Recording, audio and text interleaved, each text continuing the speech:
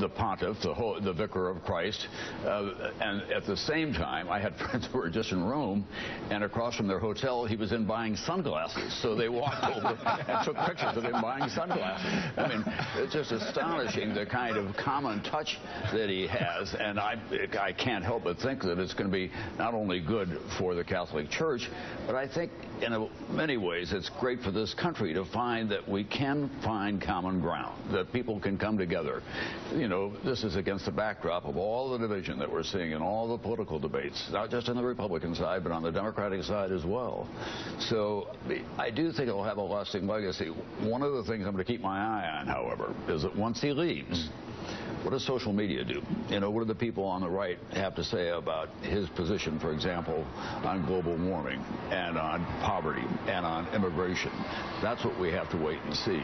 I was very touched by seeing Speaker Boehner, who grew up in a bar in Ohio, Catholic, sitting behind him.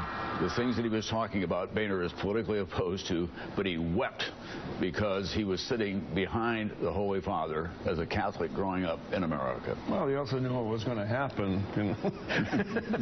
Well, the other thing I'd like to say is that I've known Barnicle for a long time, and most of the time he appears here without a tie. But the Pope's in town, he puts on a tie. Right. The old altar boy kind of comes.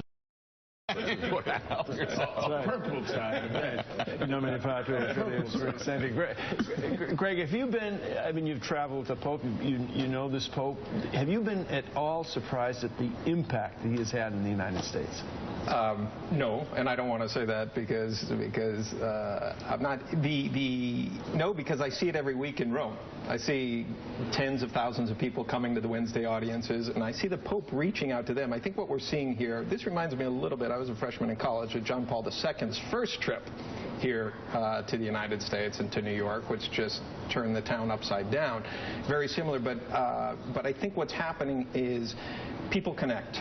You know, people connect. There's a simplicity and a genuineness to him, and it's the buzz factor. You know, the buzz factor is there, but I see it every week in Rome, and I see it, and it goes both ways. I mean, the people reaching out to the Pope, but also the Pope, after every one of those audiences, greeting individually anybody who's in a wheelchair, anybody who's sick, anybody who's with them, and obviously that leaves people incredibly moved. They get the message.